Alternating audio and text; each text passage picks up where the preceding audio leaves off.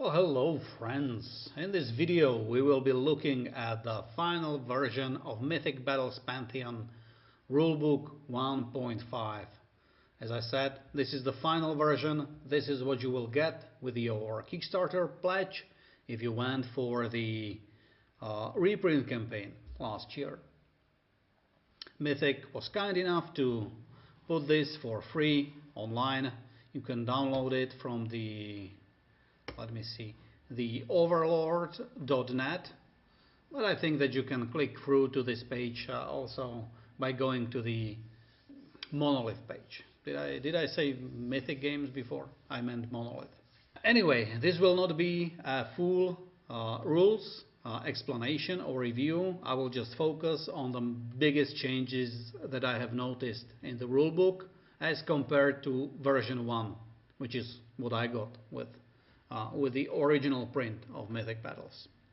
We did a battle report and a rules explanation video a few weeks ago. I'm putting a link to that to a card so that you can check it out if you're interested. Alright, so let's go to the changes. Well, first thing that I want to say is that the version 1 I already think was pretty good, quite easy to follow, and the game was very deep with very minimalistic rule set. And what 1.5 does, it brings more precise language to the rules, which minimizes the confusions and any questions that you might have while reading the rules, changes few things, adds few things, but not in a huge way. The changes are small, but will have impact. Like some of them will have significant impact on the gameplay. Also, the organization of rulebook has changed. For example, the skirmish scenario, which I think is the way how most people played the game anyway, is now included directly in the main rulebook. Previously, the skirmish game was described also in the scenario book. And in addition to that, the other non-skirmish scenarios are now referred to as an adventure mode. This seems to me as like a focused shift to the organized play and perhaps tournament play. The focus is on the skirmish. And in addition to the original way to play skirmish, which was doing the draft before the game, what you can now also do is to bring already built army to the game, which is called constructed. So we now have two game types for skirmish, draft and constructed. This means that, for example, when you play constructed, you can play the same god as your opponent will, right? In the draft, you will probably draft contents from single box, but if you play constructed, your opponent will have his own miniature pool and you will have your own miniature pool. So potentially, you know, Athena can fight Athena if you want to. At least this is how I understand the constructed set. There are, of course, notices here about having multiple copies of the same mini or same unit in your army, and that includes like different version of the same mini. For example, Achilles and veteran Achilles, Heracles and veteran Heracles. Right? They are considered to be the same unit, and you cannot include them in your army. In addition to that, there is one more rule, and that is that an army may not include more than one unit in addition to their divinity, whose cost is more or equal to 5 recruitment points. So, fewer monsters for you, which I think nobody will be upset about this because of the other changes that also the 1.5 brings. which are changes to the troops, but we will get to that. Alright, yeah, so the changes to the troops. So, let me see that. Okay, so up until now, everything started, all the minis started the game off the board, and you had to deploy them. With 1.5, this changes. And I'm looking at the table setup column. Point 4, starting with a lead player, then moving clockwise around the table, each player in turn places a troop unit on one of the deployment areas. Continue until all the players have placed all their troops units on the board. That is huge. That means that your troops not only basically have like an extra activation card, but you also like immediately use it because they start on the board. I thought that even in the version 1, troops were instrumental, especially troops that had defender ability, or bodyguard is it called? That with combination of being able to use a maneuver to recall your troop to your god was basically best security for your god. So I was already playing troops as part of my army basically in every game.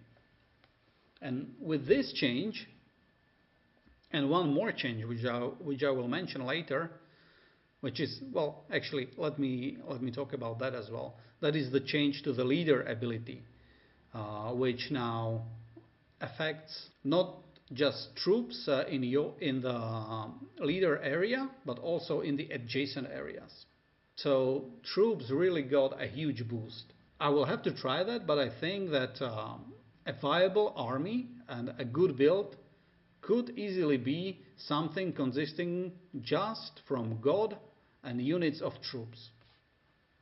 Huge boost for the troops. What next? Changes to the flying units. Okay, so this is also quite big. Let me find the flying. Okay.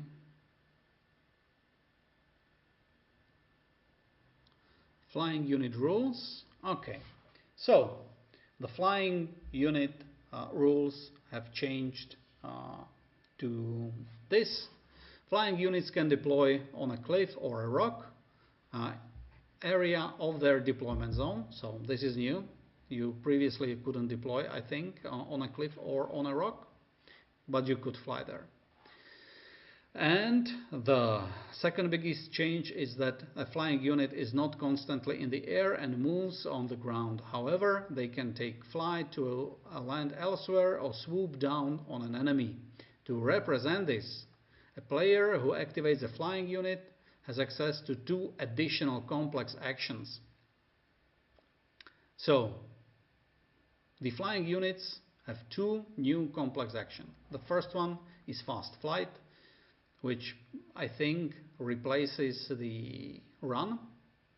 A unit that carries out a fast flight can enter as many areas as their movement stat +1, ignoring all terrain effects. During this action, the unit can enter cliffs and rock areas. In addition, they can cross walls and escarpment boundaries. They cannot enter full areas. During this action, the unit cannot drop a divine stone. By the way, divine stone means Umphalos. Yeah, so now the flying units can ignore the terrains only when they use this new special action, which is called fast flight. The units carrying out the fast flight are not stopped by enemy units that occupy the areas they fly over. They must respect the boundary effects. Right, so they also are not stopped by troops, enemy troops. The second special action is called the aerial attack.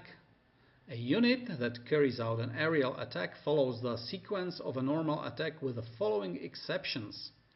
They ignore any terrain effects of the area they occupy. They gain a bonus of +1 range when this unit determines if its target is visible or not. Any obstacles are ignored. And the change to the previous version, where all the other troops also had always visibility on flying troops, since they are not now always flying, only when they perform their special actions. You were not able to attack flying troops with range 0 attack. Now you can do that, but there is a new maneuver that you can do using an Art of War card, and that is called Evade, and we will get to that later perhaps. But since we are on this page already, let's talk about the new unit types. The first one is Boreal. Boreal units ignore all polar terrain effects. Currently we do not have any polar terrains on the maps that we have, but the Ymir figure from the preview for the Mythic Battles Ragnarok that is coming out has an ability that it can turn terrain into polar or boreal. And another new unit type is huge, and this is interesting.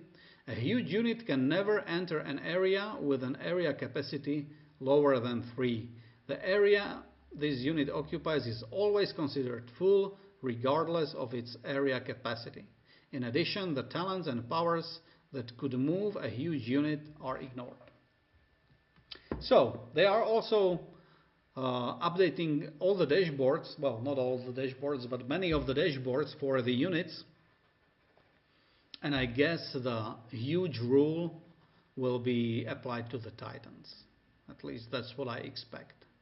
And I could probably check, because they did release the new dashboards, but I haven't studied those in depth. Alright, so let's now switch to the Player's Aid to discuss some other changes. More specifically, what I wanted to point out were changes to some of the terrain types. So, for example, the forest and the ruins now have specifically defined how many terrain pieces you should put there when you set up the game. So for forest, it's the area capacity divided by 2, rounded up. And for the ruins is 1 ruin column per area. So this now has been specified and codified. There you see the new polar terrain type. In addition to the unit type, we also have the terrain type. Movement not allowed. Movement allowed. Obstacle units starting their activation in this area suffer 1 wound. Only 1 simple or complex action is possible. Active and offensive powers are ignored for the current turn. The next thing that I wanted to point out here was the lava, right? So this is how the ruling for the lava has changed. Movement allowed. A unit entering this area suffers 1 wound. The unit is then moved into an adjacent non-lava area. The unit's movement action ends. So 2 changes there. The first one is that you suffer 1 wound instead of previously this was, I think, 5 dice attack against the unit that entered the lava. So this was simplified, which is good.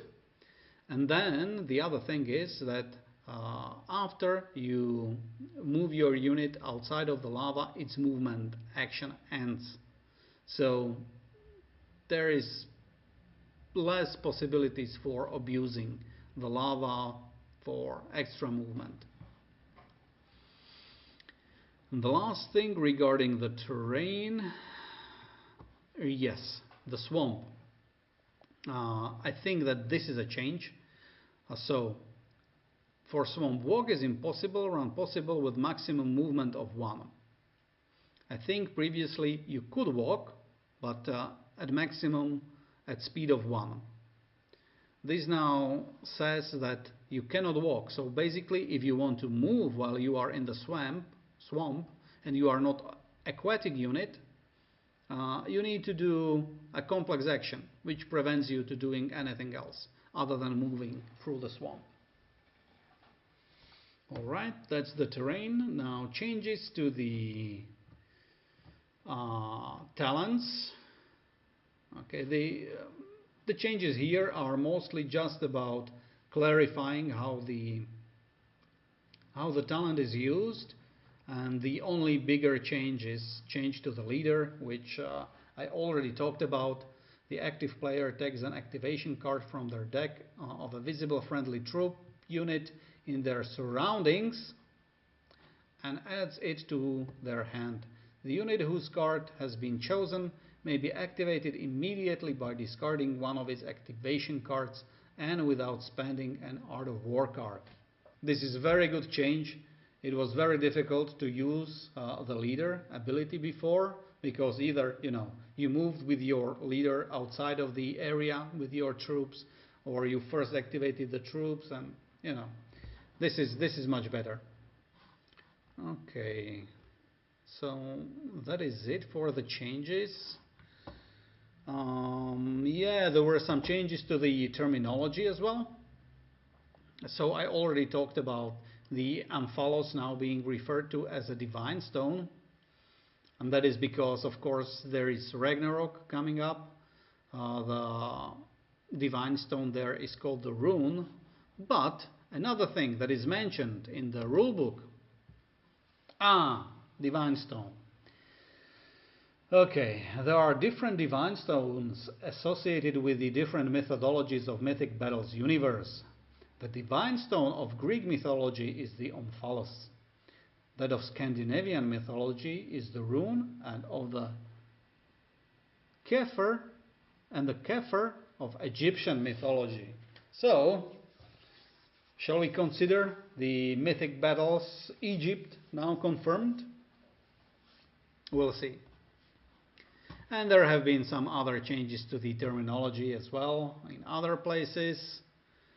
For example, this power represented with the lightning bolt was previously called special attack. Now it's called an offensive power. And that is pretty much it. Please subscribe to the channel. We will be doing some battle reports using the 1.5 rules very soon, probably next week. So click that like button, subscribe button, and the bell button. Click everything that you see. Bye.